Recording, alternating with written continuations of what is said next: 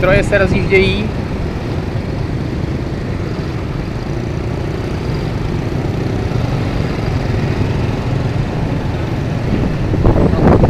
Dobrý. Tady ten vedle nás bliká doprava. Asi chce je doprava. A my jedeme rovně. Vše můžeme být překvapeni tady tím. To nebylo na nás, to buďte v klidu. My jsme všemu hezky krásně ujeli a jsme na další křižovatce. Tady to bylo trošičku komplikovanější, protože tam někdo odbočoval doprava.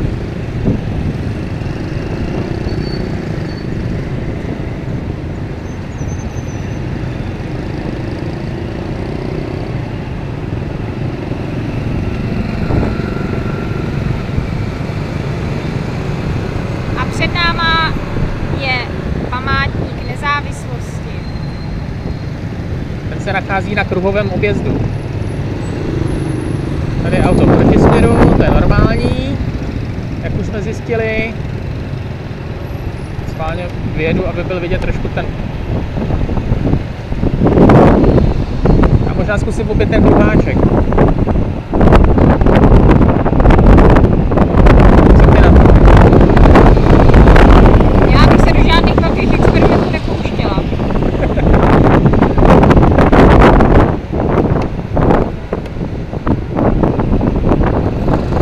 V případě si dáme doprava.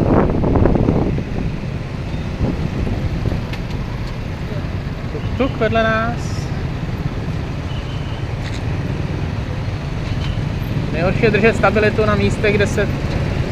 Tak, tady to máme, panečku, ale živý ten provoz. Je.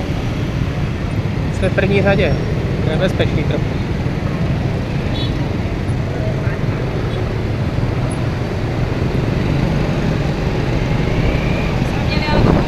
Propojovali jsme se. Točíme po jedné otočce.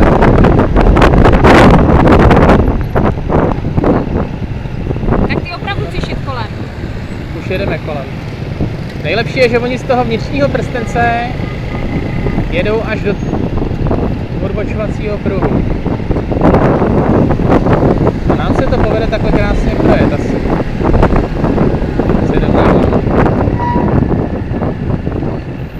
A teď se budeme muset zase probít. Máme podřazeno. Doufám, že nebudu muset jít druhou otočku.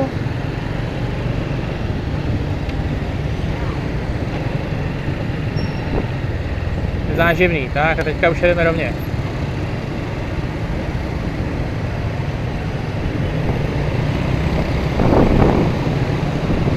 Možná ještě stihneme hodinu aerobiku na nádraží. Na nábřeží. Na nábřeží. Jedeme po takovém širokém bulváru. V jeho prostřední části se nachází zelená travnatá plocha. A v tomto místě po naší levé straně je socha Norodoma Sihanoukka, otce současného kambodžského krále Norodoma Sihamoniho, který hovoří plynně česky, dodávám známou informaci.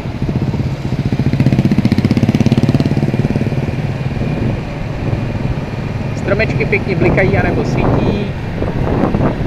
Je to jakási evropská vánoční výzdoba. V parku sice neprobíhá hodina aerobiku, ale asi se tady provozuje Nordic Walking, protože jsou všechny většinou teda ženy, oblečené do tepláčů a svižně se pohybují.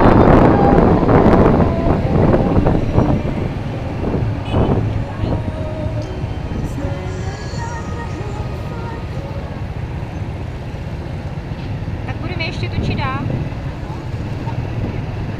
Já bych to otočil teďka zpátky. Ne, teď už jedeme. To se krásně to teďka můžeme udělat. A proč jsi šel zpátky? To je, se mi ten ta třída líbí a navíc tam mám někde tu kešku. kterou ale stejně asi při tomto množství mudlu nebudu moct vyzvednout. Členíme se do krásného provozu, členíme. Dokonce přeřadíme na trojku.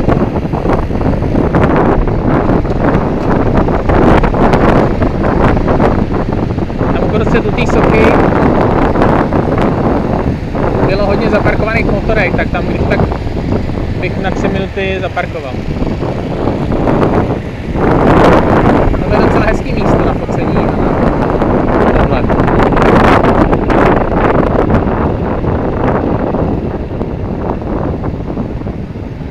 Tak.